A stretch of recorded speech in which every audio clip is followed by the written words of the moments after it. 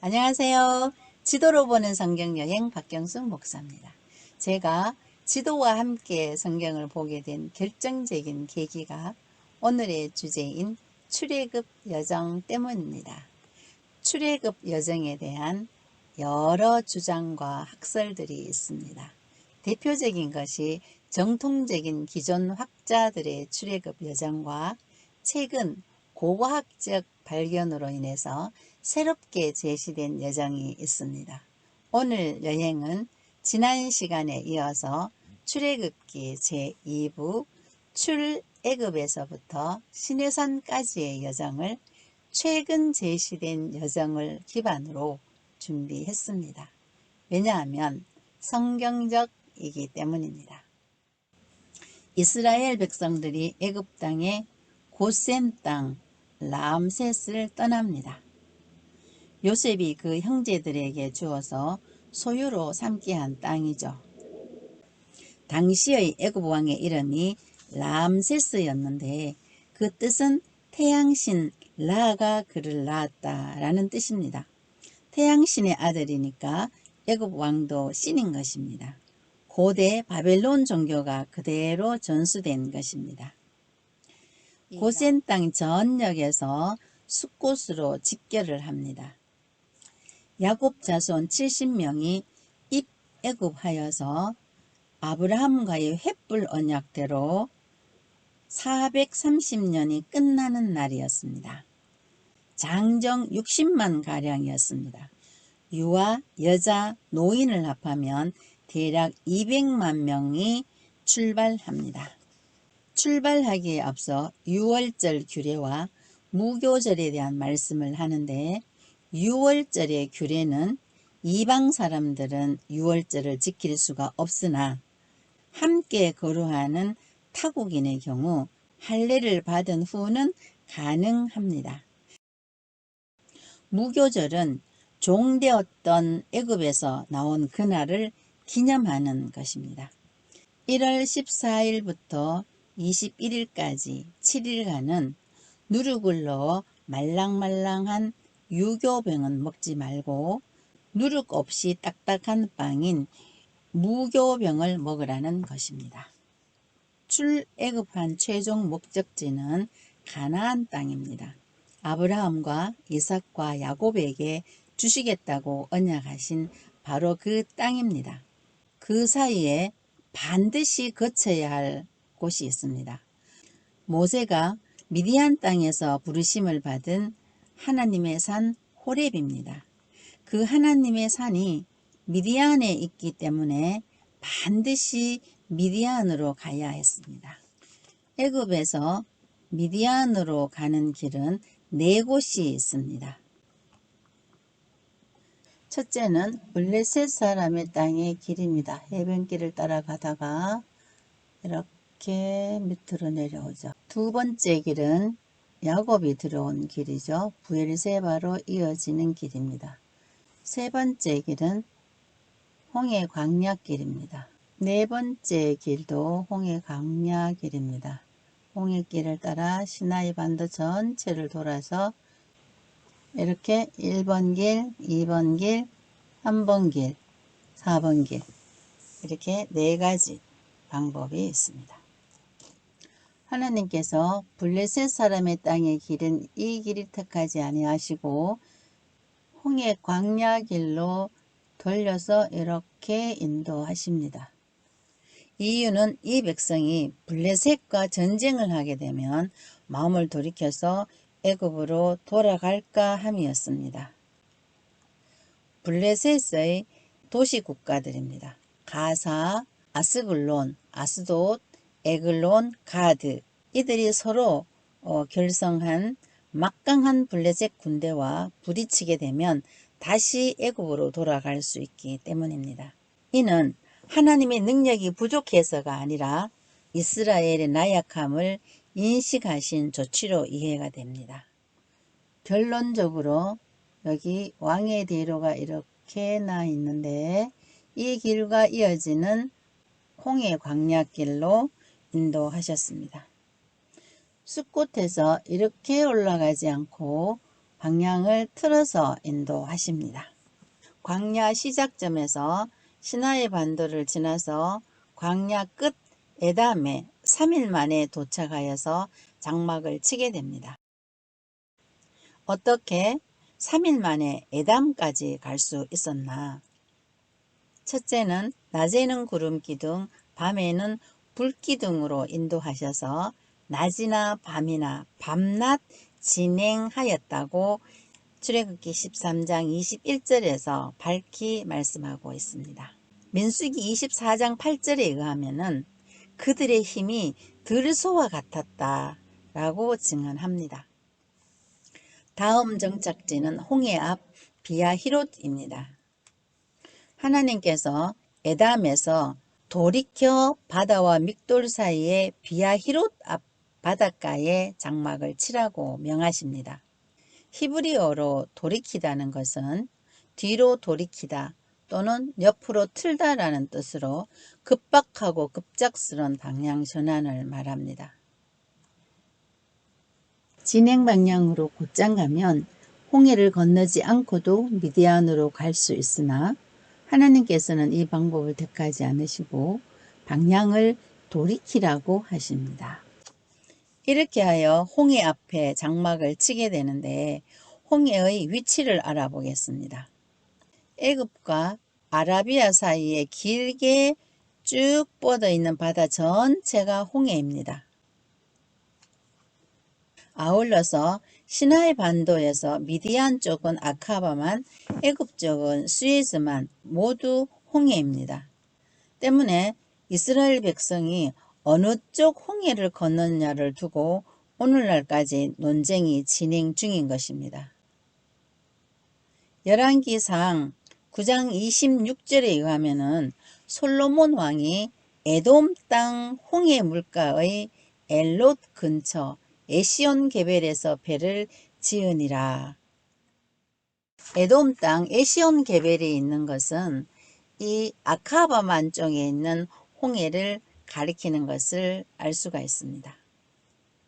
구글에서 제공하는 위성지도로 볼까요? 수에즈만에서 가장 많이 튀어나온 부분이 있습니다.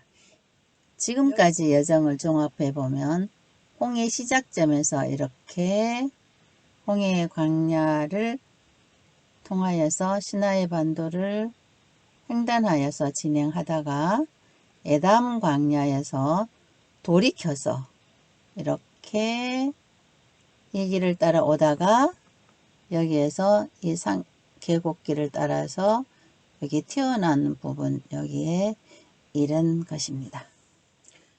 더 크게 확대한 위성사진입니다.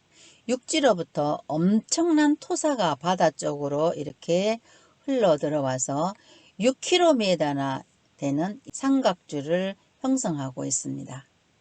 여의도 크기의 4배로 약 400만 명이 모일 수 있다고 추산합니다. 이곳에 이스라엘 백성들이 들어온 거죠. 한편 이스라엘 백성이 도망한 사실이 애굽 왕에게 알려짐에 아마 출애굽 후 3일 뒤에 4일째 되던 날인 것 같습니다. 이 구절은 출애굽한 것을 몰랐다는 것을 뜻하는 것이 아니라 모세가 요구했던 대로 3일간만 나가 있다가 다시 돌아와서 종로릇 해주기를 바랬던 것 같습니다. 이스라엘 백성들이 에담에서 이렇게 진행을 하였으면 괜찮았을 텐데 이렇게 가지 않고 이렇게 내려가니까 정보부에서 즉각적으로 보고가 된 것입니다. 바로가 선발된 병거 600대와 애굽의 모든 병거를 동원하여서 이스라엘 백성들을 추격합니다. 병거는 말이 끄는 바퀴 달린 수레죠. 애굽 군대가 추격하여 이스라엘 진 가까이에 진을 치게 되자 이스라엘 백성들의 반응입니다. 애굽에 매장지가 없어서 이 광야에서 우리를 죽게 하느냐 하면서 불평과 원망을 서슴없이 내뱉습니다. 미디안 쪽으로 보고 찍은 사진입니다. 구름 기둥이 진과 진 사이에 서니 애굽 쪽에는 흑암, 이스라엘 쪽에는 밤이 밝음으로 밤새도록 이스라엘 쪽을 가까이 하지 못하였다 합니다. 산 높이가 1800m의 높은 산과 산 사이에 계곡에 애굽 군대가 진을 쳤으므로 구름 기둥이 이 사이를 막으니 출구가 없는 거죠. 그 밤에 하나님께서 큰 동풍을 밤새도록 불게 하셔서 바닷물이 갈라져 마른 땅을 밟고 건넌 것입니다. 뉴웨이바는 뉴웨이바 알 무자이나의 준말로 모세가 물을 가른 곳이란 뜻이라고 합니다. 하나님께서 홍해를 건너가게 하신 이유가 있습니다. 첫 번째 이유는 하나님의 자기 계시 과정입니다. 이스라엘 백성이 섬기는 여호와 하나님이야말로 천지를 창조하시고 다스리시는 참 신이심을 계시하는 절정의 과정입니다. 지난번 10가지 과정은 준비 단계이고 홍해를 가르심으로 클라이막스를 장식한 것이죠. 두 번째는 하나님의 백성으로 만들어가는 과정입니다. 즉 세례를 받게 하심입니다. 고린도전서 10장 1절로 2절 말씀에 다 구름과 바다에서 세례를 받게 하심이라고 밝히고 있습니다. 세례라는 말은 밥티스마인데 세례의 의미는 첫 번째는 죄를 씻는다는 의미가 있습니다. 두 번째는 옛사람은 예수와 함께 장사 지낸다, 죽는다는 의미가 있습니다. 세 번째는 연합된다는 의미입니다. 옛사람은 죽고 예수와 연합된 새 사람으로 태어난다는 것입니다. 이렇듯 하나님의 능력으로 새롭게 태어나는 영적 생명의 탄생 과정을 상징하는 것입니다. 세 번째, 홍해를 건너가게 하신 이유는 이스라엘 백성들이 고달픈 광야 생활에서 다시 애굽을 그리워하면서 돌아가지 못하게 하심입니다. 왜냐하면 하나님의 기적으로 홍해를 가르고 건넜으니 인간의 힘으로는 바다를 가를 수 없으니까요. 애굽 군대를 어지럽게 하시며 병거 바퀴가 벗겨져서 이리저리 뒹굴고 있는 모습입니다. 곧바로 이들 위에 홍해물이 흐르게 되어서 이들은 다 수장됩니다. 홍해를 건넌 후 모세와 이스라엘 백성들의 합창입니다. 일명 모세의 노래라 알려져 있습니다. 모세의 노래에 이어서 미리암과 이스라엘 여인들이 쏘고치며 하나님을 찬양합니다. 이스라엘이 홍해를 건넌 후 최초로 장막을 친 지역이 마라입니다. 위성사진입니다. 마라는 수르 광야 안에 있는 한 지역입니다. 이러한 광야길을 3일을 걸어갔는데 문제는 마실 물이 없는 것입니다. 이때 이스라엘 백성들의 반응은 우리가 무엇을 마실까 하며 모세를 원망합니다. 3일 전에 하나님을 찬양하며 감사하던 태도와는 완전히 달리 환경이 변해지자 불평과 원망을 터뜨린 것입니다. 그 결과 모세는 중재자로서 하나님께 기도할 뿐이었습니다. 한 나무를 물 위에 던지니 쓴물이 달게 되었습니다. 이곳 마라에서 법도와 율례를 정하십니다. 여기에서 법도와 율례는 성문화된 율법을 가리키는 것이 아닙니다. 단지 각 상황 속에서 하나님이 명하시는 말씀을 따라야 할 말씀들을 의미하는 것입니다. 엘림은 상수리나무 또는 참나무라는 뜻으로 광야에 오아시스가 있는 곳입니다. 물샘 12곳과 종려나무 70그루가 있는 곳입니다. 홍해를 건너 수르 광야 남쪽으로 내려온 지점입니다. 좀 더 확대해 보겠습니다. 비가 오면 강이 되는 와디가 형성되어 있는 곳에 녹색이 보이죠. 좀 더 확대해 보겠습니다. 여기 야생동물공원이라고 표시되어 있습니다. 바로 이곳에 물샘 12과 종로나무 70그루가 있었던 엘림으로 봅니다. 그 근거가 무엇인가 하니 더 가까이 가서 보겠습니다. 이곳에 아예 엘림이라고 지명을 붙여 놓았습니다. 제가 표시한 것이 아니고 구글 지도를 그대로 캡처한 것입니다. 여러분들도 검색해서 확인해 보시기 바랍니다. 애굽에서 나온 후 둘째 달 15일에 신 광야에 도착합니다. 첫째 달 14일에 유월절을 지키고 다음날 15일에 출발해서 둘째 달 15일에 도착을 했으니 30일이 걸린 것입니다. 2달 15일이 걸린 것이 아니죠.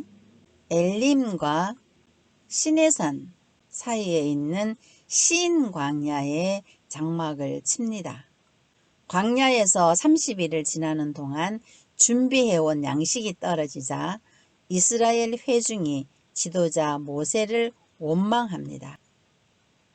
우리가 애굽 땅에서 고기 가마 곁에 앉아 있었던 데와 떡을 배불리 먹은 때에 여호와의 손에 죽었더라면 좋았을 것을.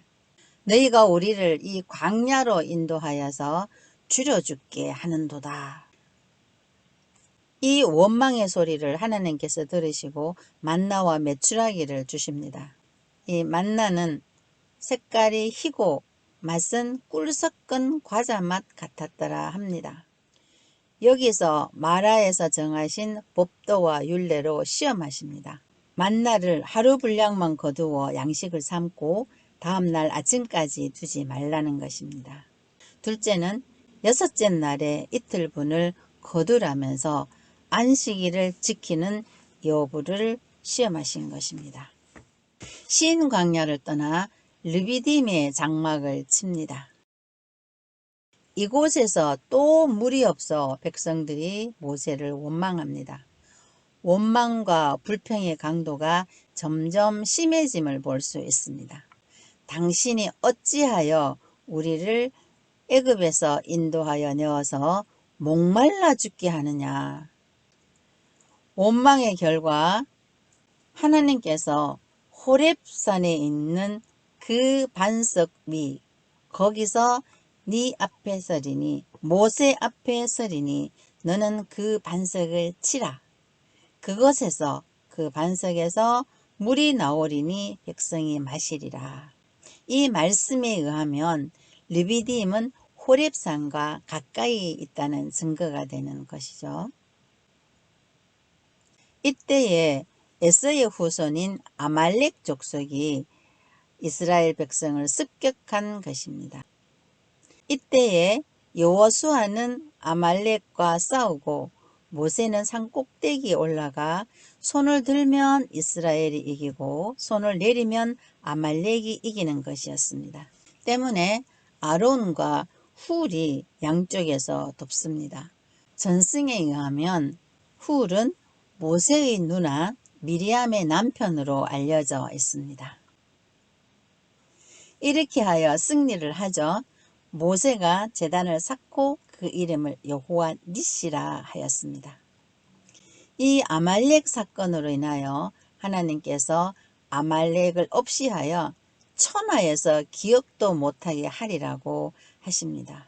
이 대목에서 하나님께서 끔찍히도 자기 백성을 보호하심을 알 수가 있습니다. 모세의 장인 이드로가 아내 시프라와 두 아들 게르솜과 엘리에셀과 함께 르비딤에 있는 모세를 방문합니다. 모세가 재판을 하느라고 아침부터 저녁까지 백성들과 함께 하는 것을 보고 백성의 두목을 세울 것을 권합니다. 그리하여 1000부장, 100부장, 50부장, 10부장 이렇게 백성의 두목을 세웁니다. 이들은 단순한 재판관이 아니라 조직의 우두머리로서 행군할 때에는 그들의 앞장서서 행군을 하며 전쟁 시에는 군대 장관이 되었던 것입니다. 이렇게 하여 드디어 하나님의 산 동편에 있는 시내 광야에 도착합니다.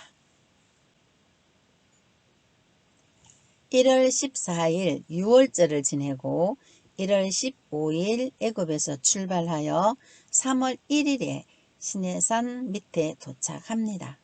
애굽 땅에서 떠난 지 3개월 되던 날에 도착했으니까 3월 1일입니다. 3개월 되던 날이라고 해서 90일이 아니죠. 주의가 필요한 부분입니다. 마지막으로 시내산을 돌아보겠습니다. 하나님의 임재로 검게 그을린 시내산의 위성사진입니다. 멀리 떨어진 곳에 모세의 제단과 금송아지 제단 자리가 보입니다. 구글 위성 지도에서는 자발 라오즈 산을 이렇게 마운틴 시나이 시내산이라고 표기가 되어 있습니다. 지금까지의 여정을 한 장의 지도에 종합해서 표시해 두었습니다. 이렇게 출애굽부터 시내산까지의 여정을 지도와 함께 살펴보았습니다. 오늘 설명에서 확인이 더 필요하신 분은 김승학 저서 떨기나무 책이나 유튜브 동영상을 참고하시길 권해드립니다. 그분이 직접 사우디아라비아에서 탐사하신 고고학적 자료를 바탕으로 한 출애굽 여정을 참고하시면 많은 도움이 되실 것입니다. 다음 시간에는 출애굽기 제3부 시내산에서의 있었던 일을 준비하여서 다시 찾아뵙도록 하겠습니다.